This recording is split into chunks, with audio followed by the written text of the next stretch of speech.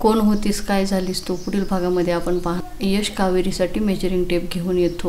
तेव्हा कावेरी म्हणते की तुम्हाला कसं काय माहीत झाले की मला मेजरिंग टेपची गरज आहे।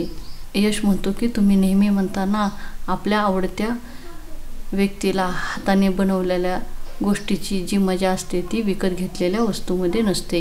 इकडे आपण पाहतो यामिनीला काही गुंड किडनॅप करून घेऊन जात असताना कावेरी रिक्षामध्ये बसलेली असते आणि ती यामिनीला पाहते। त्या गाडीचा पाठलाग करत त्या गुंडांच्या मागे जाते। तेव्हा ते गुंड यामिनीला एका खुर्चीमध्ये बांधून ठेवतात आणि म्हणतात की आता आपण हिचे काय करायचे। तेव्हा ते गुंड म्हणतात की आपण काही करायचे नाही, बॉस येतील आणि बॉस काय करायचे ती करतील।